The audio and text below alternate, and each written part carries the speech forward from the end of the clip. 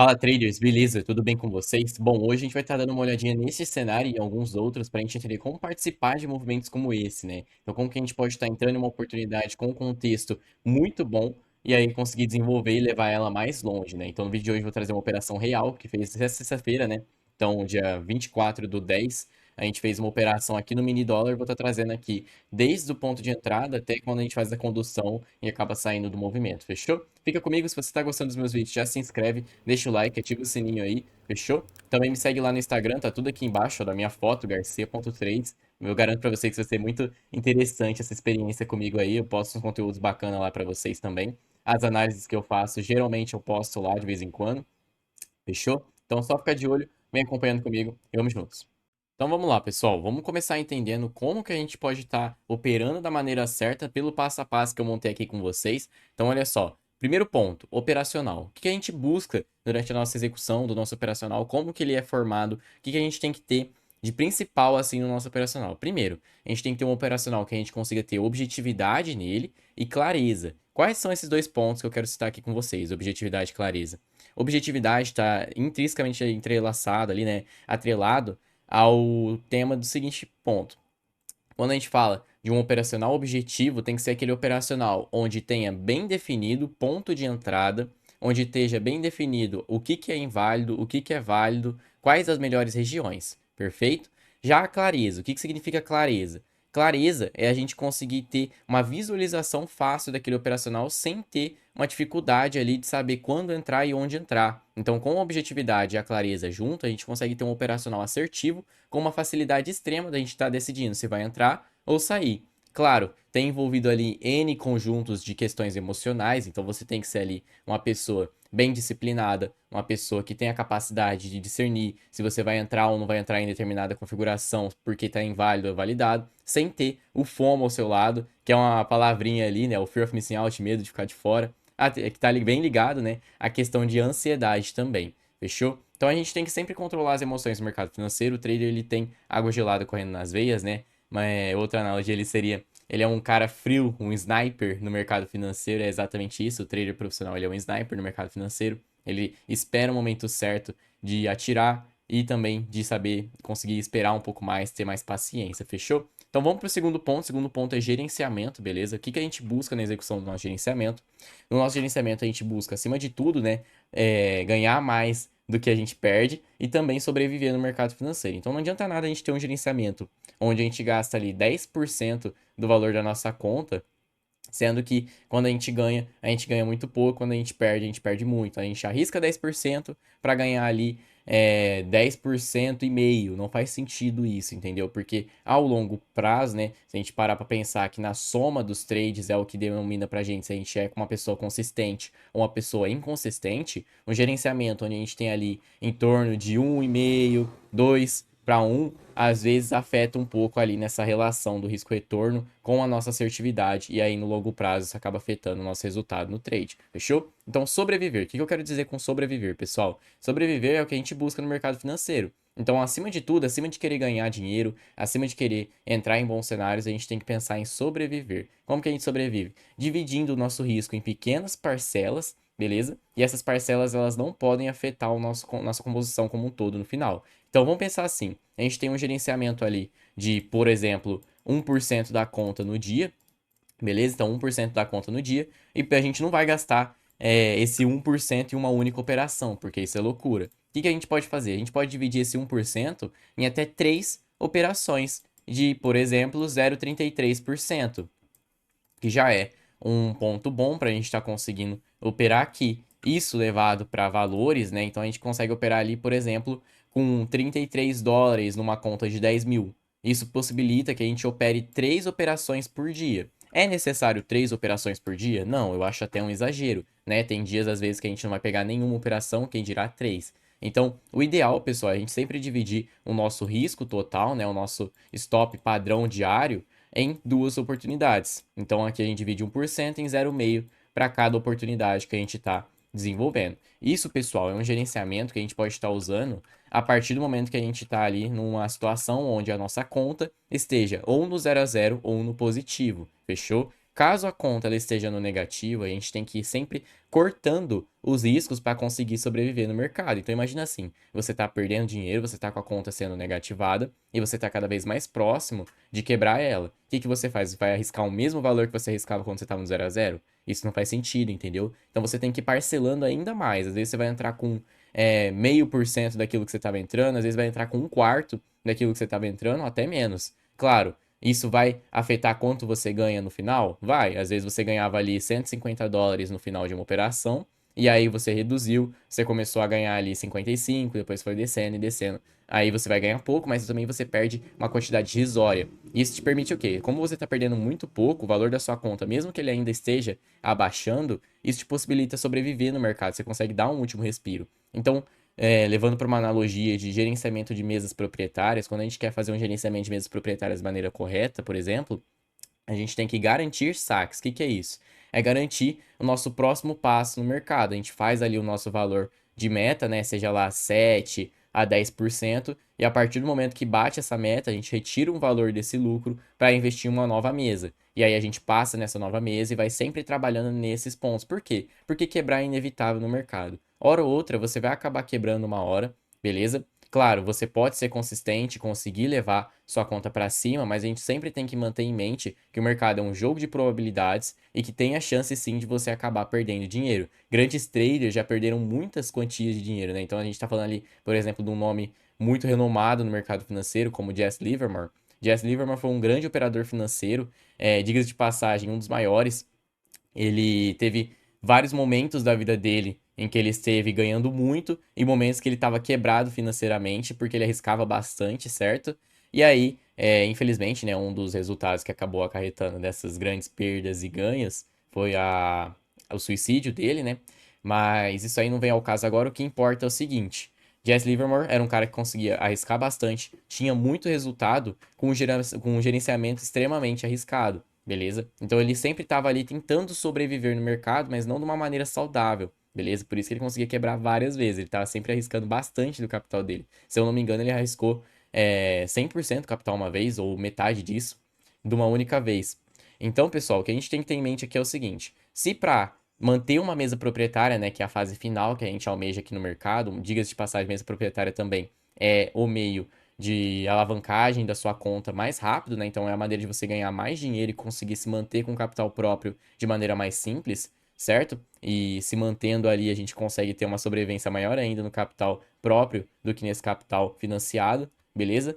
Então, sobreviver é essencial. No caso contrário, se a gente está tentando passar numa mesa, a gente não quer garantir saques, a gente quer garantir depósitos, né? Então, a gente quer garantir o próximo trade, garantir uma próxima operação. Às vezes a gente pode estar 1% de quebrar, mas com um gerenciamento bem executado, arriscando pouco e ganhando mais do que você perde, ao longo do tempo, conforme você vai acertando suas operações, sua quantidade de trades positivos aumenta e você ganha mais do que perde, você acaba levantando sua conta novamente. Então vai ter situações onde você vai estar perdendo bastante, e isso é comum, são ciclos do mercado financeiro, porém, quando a gente ganha muito e perde pouco quando perde, isso facilita para a gente conseguir ter resultado no mercado. E como que a gente ganha muito e perde pouco quanto perde? Risco-retorno, pessoal, RRR, razão risco-retorno.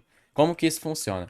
Risco-retorno, pessoal, é basicamente o seguinte: a gente vai definir ali o nosso valor de stop, seja ele R$ 10, e aí um risco-retorno mínimo aceitável ali para ser um gerenciamento bacana, onde o mercado não sofre tanto para atingir, seria de 3 vezes o risco. O que que é isso? 3 vezes o valor do nosso stop. Então, se o nosso stop é 10, a gente precisa ter um alvo final mínimo de, por exemplo, 30, beleza? Então a gente pode sim balancear, tem vezes que a gente consegue levar a operação mais longe ainda do que 3 vezes o risco, mas o aceitável mesmo seria a gente operar ali com 3 vezes o risco no mínimo. Claro, quando a gente cita 3 vezes o risco, o que eu quero trazer para vocês é o seguinte: não precisa ser exatamente 3 vezes o risco, como eu vou puxar aqui uma, um indicador, ó. Então aqui seria 3 vezes o risco. Vamos imaginar que aqui embaixo a gente arrisque, por exemplo, 10 e ali em cima a gente saia com 30, beleza? Não é necessário ser exatamente 3 vezes o risco. Às vezes você pode sair com um trade, às vezes, de 2,85, 2,80, que vai ser uma diferença mínima no seu resultado final, coisa de 10 a US$ 20, ou então até menos, se duvidar, da posição como tal, spread e tudo mais. Mas assim, em qualquer momento que você fechar a partir de 2,80, já tá válido como 3 vezes o risco já é um cenário bacana. Agora, você não pode ser mão de alface e querer sair sempre nesses 2,80, porque isso vai acabar afetando o seu gerenciamento no final das contas. Então, o ideal é você segurar até 3 vezes o risco. Você sentiu inseguro, viu que o mercado está tentando virar a movimentação, aí você pode ir conduzindo. Ou melhor, o mercado pega na sua região, ele vai se movimentando, você já pode ir efetuando essas conduções aos poucos, né? Então você bota ali no fundinho, próximo de 2,80, aí a hora que ele bater 2,95, você leva para 2,90, 3 para 1 e assim por diante, fechou? Então a gente precisa seguir esse gerenciamento à risca para se manter para se manter vivo no mercado financeiro, fechou? Vamos para o nosso terceiro ponto aqui, que é o contexto, o que que a gente busca numa operação. Então a gente busca enxergar onde o nosso operacional vai encaixar bem, ponderando pontos positivos e negativos, pessoal. Isso é extremamente importante. É uma das viradas de chave que a gente tem que ter aqui, que é o contexto. Muitas das pessoas ultimamente, principalmente traders iniciantes, andam utilizando da palavra contexto para tentar justificar o achismo. Isso é completamente errado, pessoal. Você não pode achar que tal região é boa ou tal região é ruim. Você tem que ter ali uma validação para aquilo, uma soma de pontos que garanta para você que aquela região é mais favorável do que outras. Fechou? Então o que a gente está buscando aqui é uma probabilidade maior de algo acontecer em detrimento de outra em determinada faixa de preço. Fechou? Então, por exemplo, meios de contexto que a gente pode estar pegando. Tendências. O mercado está numa tendência de baixa, então isso já é um contexto com um ponto positivo para uma venda, por exemplo. No caso contrário, também funciona. Se o mercado está numa tendência de alta, já é um ponto a mais para uma compra nesse sentido. Se o preço ele gera ali zonas de liquidez, sejam elas order block, fair value gap, um próprio gap que seja, ou então até mesmo ali zonas como POIs, que são os pontos de interesse, pontos de manipulação, microestruturas, todas zonas de interesse que a gente pode ter no gráfico, que é onde o preço gasta tempo. O que é o interesse quando a gente fala de interesse? É quando o preço ele fica andando de lado ali naquela região, ele gasta tempo naquela região, seja no macro ou no micro, beleza? Ou então até mesmo quando ele tem uma certa pressão, uma certa volatilidade ali naquela região. Então, uma região com muitas ordens acumuladas, como no caso dos POIs. Fechou? Então, olha só. O que a gente pode levar como interesse ou desinteresse nessa região?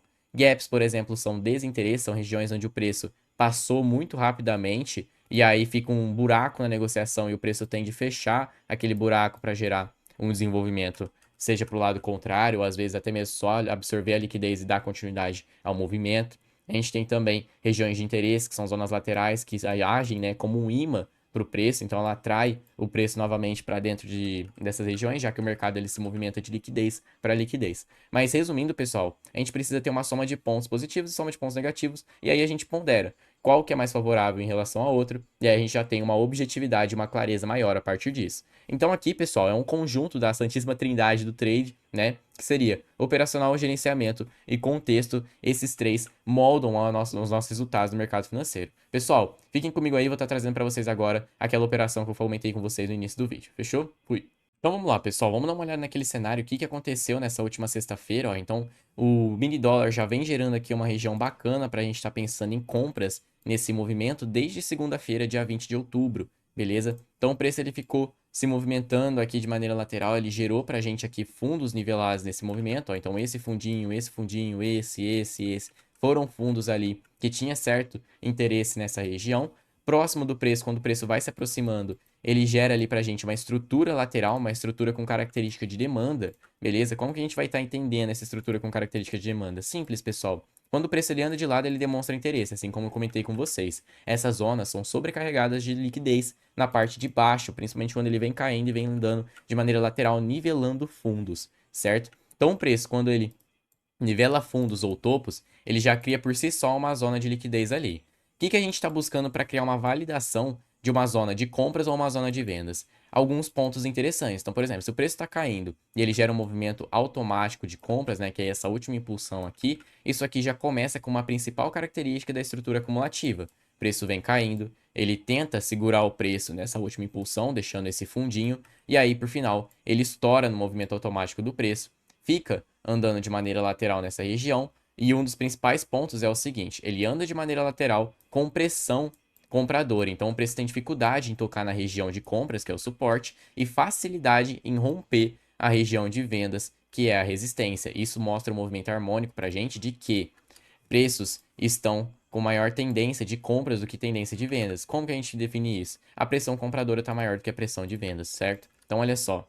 Se a gente puxar aqui nessa estrutura que a gente está vendo agora, ó, o preço ele está andando de maneira lateral, ele tem certa resistência em encostar na região de suporte, ó, o preço ele vem testar, ele não consegue, ele anda mais na parte de cima da estrutura, mais nos 50% acima do que nos 50% abaixo. Aqui na frente ele dá umas furadinhas, ele encosta de fato, mas se a gente levar em consideração as furadas que ele dá, né, o tamanho das furadas que ele dá na região da resistência é muito maior. Isso mostra pra gente que realmente a demanda está muito forte, a oferta está muito fraca, está com dificuldade de romper níveis compradores. Logo, pessoal, o que a gente pode ficar esperando? Padrões de oportunidade relacionados à reversão, como choque, né? Então, isso aqui é um padrão de reversão. O choque ele é basicamente um padrão de continuidade de baixa, né? O BOS, um pivô de baixa, que é rompido numa movimentação forte de alta. Isso mostra que zonas de continuidade não estão sendo respeitadas pelo preço, já que foi rompida, e aí ele volta para o teste e desenvolve um novo pivô, gerando aqui para a gente uma continuidade de alta, mostrando ali uma flip, né? Um movimento em V, onde ele reverte a região, gerando um choque para a gente, fechou? Então, olha só, a gente pode esperar ou choque, ou então um padrão de continuidade, onde ele fura a região, vem subindo, gerando continuidade de alta por meio do POI, que é basicamente um padrão de manipulação institucional. O preço vai lá, gera uma movimentação que é um padrão aqui de continuidade de alta, ele falha a continuidade de alta, dando a entender que é uma reversão, e logo em seguida ele falha a reversão, gerando uma continuidade de alta maior. Isso aqui cria muita liquidez dentro dessa região, e aí, consequentemente, o preço testa a região e desenvolve um movimento que é exatamente o cenário que a gente estava comentando hoje mais cedo. Ele limpa a liquidez da estrutura e também, se eu não me engano, ele limpa a liquidez do suporte também. Então, olha só, o preço ele vem se movimentando, anda de lado, ele fura lá a liquidez lá em cima, vem caindo forte, limpa a liquidez tanto da estrutura quanto do suporte. Então, ó, a gente já tem um contexto muito forte de compras nessa região por conta do suporte, por conta do suporte da estrutura também. Se a gente tirar o zoom do gráfico, a gente consegue ver que o preço ele vem caindo há algum tempo, né? Então ele já está caindo há bastante tempo. Ele dá uma corrigida. A hora que ele vem puxando forte para baixo, ele atinge uma região aqui muito interessante lá do tempo gráfico de 1 hora, ó, que seria uma espécie de POI desse movimento. Ó, o preço ele vem e faz 1, 2, 3, quebra fundos e quebra topos. Essa movimentação gera uma zona de demanda. Só um minuto. Gera uma zona de demanda. E aí, toda essa zona de demanda é uma zona favorável a compras. Então, o preço está numa zona de demanda, que é uma zona favorável a compras. Ele está limpando liquidez de compra duas vezes, tanto da microestrutura quanto do suporte maior que tem ali embaixo, beleza? E está com um monte de contexto favorável para compras. O que a gente quer ver? Lá no 1 minuto, o preço ele tende a vir subindo ou gerando choque ou POI, assim como eu comentei. Ele realmente sobe forte, né? Ele tenta gerar um choque nessa movimentação, ele quebra aqui esse topo por meio dessa impulsão de alta, ó. Então o topo marcado em vermelho é quebrado por meio da impulsão de alta, ele dá umas andadas ali, acaba que ele fura mais embaixo de novo, ele gera outro choque, dessa vez com mais contexto, né? Então ele fura forte, quebra mais forte ainda com fechamento de candles essa movimentação, volta para testar e aí ele vem subindo. A hora que ele vem subindo, ele desenvolve pra gente bem aqui, ó, um padrão de continuidade de alta desse movimento, que é exatamente esse POI aqui, ó. O preço ele faz 1, 2, 3, quebra fundos, quebra topos. Quando ele gera isso, ele gera uma zona de demanda, assim como eu marquei lá no macro, porém no micro. E a gente pode filtrar a nossa zona de entrada na quebra do movimento, que é uma zona mais favorável, onde o risco-retorno fica muito mais favorável pra gente. Dá um espaçamento do fundo e leva até 3 vezes o risco no mínimo. O preço vai lá, testa a região aqui, ó. Então a quebra ela foi bem aqui. A gente pode tirar essa zona macro aqui para não atrapalhar a nossa visualização, mas isso não deixa ela invalidada, ela está validada lá atrás. O preço deixa esse POI aqui pra gente. Basta montar uma posição aqui na quebra com o stop abaixo do fundo para aproveitar todo esse movimento de 3 vezes o risco. O preço testa, desenvolve 3 vezes o risco. Nessa movimentação a gente conseguiu pegar aqui até 3,8 vezes o nosso risco. Olha só, o preço vai lá, dessa região e desenvolve 3,8 vezes o nosso risco. A gente saiu exatamente aqui nesse reteste da zona onde tinha ali um candlezinho preto. Vou trazer para vocês agora o vídeo, ó, fiquem atentos. Tá trazendo aqui para vocês as gravações, ó. Vou abrir. Beleza, calma aí. Então, olha só. Aqui na nossa tela agora, a gente consegue ver a gravação sendo desenvolvida, ó. O preço estava exatamente ali, a gente já estava comprado nesse movimento, ó, R$ 130 de lucro, já tinha batido 3 vezes o nosso risco. A gente precisava levar até 3,8, porque o nosso risco final, né? No caso ali, US$ 180, eu tenho um gerenciamento de conta própria de operar ali com R$ 60 de stop, e aí eu tenho R$ 180 de lucro. Nesse caso, eu acabei entrando ali com R$ 10 a menos, acabei entrando com 50, e aí eu teria que levar essa operação até 180, por isso que eu saí com quase 4 vezes o risco de lucro. Mas basicamente aqui é eu mostrando para vocês, ó, vou colocar o áudio. Então é eu mostrando para Vamos lá, vocês pessoal. essa movimentação Vamos lá, posição montada bacana aqui então do no mini preço vir se dólar. Ele acaba de desenvolvendo, ó. atingir Ele já 3 vezes estava o ali em risco. 3 vezes o A risco, gente o entrou alarme com tinha um acabado de pouquinho mais. tocar, certo? A gente estava efetuando as conduções, levando o nosso take mais para cima, e aí o preço já estava até mesmo conduzido ali para o 0 a 0, o nosso stop, certo? Ele vai se movimentando, e aí nesse outro vídeo aqui, ele já atinge o nosso alvo, ó. Então Vamos lá, olha só que pessoal. Mini bacana. dólar ele O preço concluiu o atinge nosso movimento, alvo, bateu ali US$ 190 de um pouco lucro, ó. mais de A 3 gente vezes o estava na risco, chegou conta a real, bater é porque quase minha 4 cabeçona vezes tá o ali na risco. A gente frente, ó. saiu Olha com lá, conta Day 3,8, 4 Trade vezes o risco, na né? nossa corretora, né? Eu utilizo o BTG E como bom, corretora, a gente levou esse certo? movimento até R$ 190 180, que o meu risco padrão é 60. atingidos A gente entrou nessa facilmente ali operação com um com contexto favorável. Vou 50, trazer para vocês aqui então algumas outras precisava oportunidades com levar um contextos pouco mais longe parecidos esse e já movimento. retorno, fechou? Perfeito? Então, olha só, pessoal, trouxe dois cenários aqui parecidos com aquilo que a gente estava comentando hoje. O primeiro cenário é esse daqui do NZD-USD. O preço ele gera uma região de resistência, que é uma região favorável a vendas, e logo acima tem uma zona de oferta no gráfico de 1 hora, ó, que é esse POIzinho de venda aqui. É um POI grande, por isso que a gente puxou aqui numa hora, ele faz 1, 2, 3, quebra topos, quebra fundos. É um POI um pouco feio, não tá dos melhores, mas ele tá validado nessa região, perfeito? Então olha só que bacana. O preço vai lá, limpa a liquidez, lá no gráfico de 1 minuto, a gente consegue ver um cenário muito bom dessa região. Ele vai lá, vem subindo, estoura, limpa a liquidez com um grande pavio, né? Limpa tanto a liquidez da resistência quanto da região de oferta, corrige fraco, vem caindo. A hora que ele vem caindo, ele gera pra gente uma possível região de oferta, e aí ela vem se validando, que é essa zona de POI. O preço faz 1, 2, 3, quebra topos e quebra fundos. Isso cria uma grande zona de oferta dentro de um movimento que está capturando liquidez de oferta, de uma outra zona de oferta também e de uma região de resistência. Isso valida para a gente uma oportunidade bem aqui, dá para entrar nesse movimento, porém, pessoal, está muito caro essa região. É uma região macro. Então, o que a gente quer ver aqui é uma validação desse movimento. O preço testa, vem caindo, gerando o POIzinho de venda, onde a gente pode estar montando uma posição mais favorável. O preço vai lá, testa a região,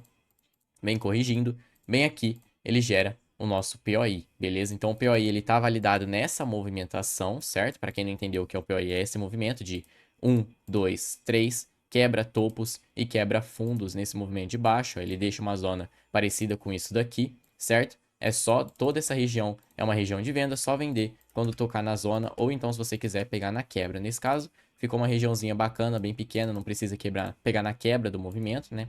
Basta colocar a sua venda aqui, stop acima do topo, para pegar todo esse movimento de 3 vezes o nosso risco, certo? Então, olha só, o preço vai lá, testa a região, e aí a gente pode aproveitar todo esse movimento aqui de 3 vezes o nosso risco. Vamos dar uma olhada no outro cenário, vou trazer com vocês aqui também. Então, olha só, pessoal, aqui no Shao GBP a gente tem um outro cenário muito bacana, desse mesmo contexto que eu trouxe ali no NZD-USD, só que em vez de ter uma resistência, a gente tem ali um topo válido, que é formado a partir desse movimento de 1, 2, 3, né? Ele valida ali o fundo, renovando as mínimas, que é o movimento de pivô, o movimento de BOS, né? Então, olha só, o preço ele deixa o topo válido ali, ele deixa um POI também no mesmo sentido, 1, 2, 3, quebra topos, quebra fundos, é uma zona macro. Lá no 15 minutos a gente consegue visualizar perfeitamente essa zona, ó, trazer para vocês aqui. Olha só, aqui no 15 minutos dá para ver perfeitamente o POI, ele faz 1, 2, 3, quebra topos, quebra fundos, beleza? Encontrando essa região a gente tem uma zona de oferta no macro, temos também uma zona de liquidez, que é aquele topo válido ali, e aí isso permite para a gente tirar um bom cenário, onde o preço limpa a liquidez, vem caindo, gerando POI de venda, que é um padrão de confirmação, para a gente dar uma entrada nesse movimento. Vamos lá no minuto? O preço vai lá, então ele vem subindo, limpa a liquidez nesse movimento, ó, ele vai estendendo, limpa a liquidez, vem corrigindo. A hora que ele vem corrigindo aqui, a gente consegue pegar um padrão de continuidade baixa bem bacana aqui, ó. O preço gera pra gente o nosso padrãozinho de continuidade baixa, micro, da maneira como a gente gosta. Ele vem e faz 1, 2, 3, limpa topos com esse movimento de alta e limpa fundos com esse movimento de baixa. Ele valida toda essa zona como uma zona de venda nesse movimento. Você pode filtrar a zona na quebra ou então direto. Se a gente quiser filtrar na quebra aqui, dá para filtrar, mas tá tão pequeno que pode até mesmo ser pego direto na região.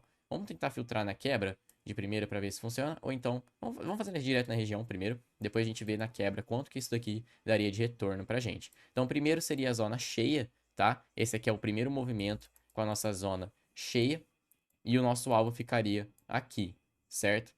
Agora, o segundo movimento é como se fosse entrar na quebra da região, que é uma outra zona bacana para a gente estar participando desse movimento. Então, a quebra é ali em cima, só entrar com a região ali, stop na mesma posição. Para não falar que eu estou fingindo, tá ali 3.006.923, os dois stops estão na mesma região, a diferença é a entrada, para pegar 3 vezes o risco. Olha como é que o nosso alvo fica muito mais curto e muito mais favorável do preço voltar e realmente desenvolver esse movimento a partir dali. Vamos ver se ele pega? O preço pega a região, já desenvolveu 3 vezes o risco. Se a gente tivesse entrado a partir da quebra, o nosso primeiro alvo seria aqui, e todo o movimento seguinte, né, a gente poderia se estender até o alvo de 3 vezes o risco do macro, daria ali em torno pra gente de quase 8 vezes o risco para mais, tá? Beleza? Então daria 7,98 por aí.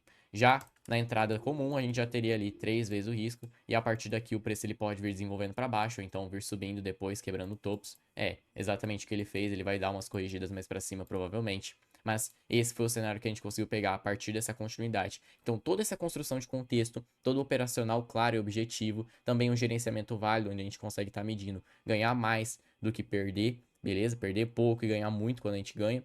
E isso tudo vai agregando para um contexto maior. Pessoal, se vocês estão gostando dos meus vídeos aqui, já me segue, já se inscreve, segue lá no Instagram também, tá aqui embaixo, garcia.trade, deixa o like aqui, dá um comentário para ajudar no engajamento, para conseguir alcançar mais pessoas e tornar o canal GC Trader e assim a comunidade Freedom Trader como um todo muito maior. Fechou? Conto com vocês, a ajuda de vocês é muito necessária e também garanto que eu vou estar trazendo aqui conteúdos que possam, né, agregar para vocês no conhecimento e também nos desenvolvimentos das operações, fechou? Então já me segue lá no Instagram, tô todo dia postando ali minha rotina, postando minhas operações, análises que eu faço. Espero que vocês tenham gostado também dessa nova forma que eu tô fazendo ultimamente e vamos juntos. Valeu!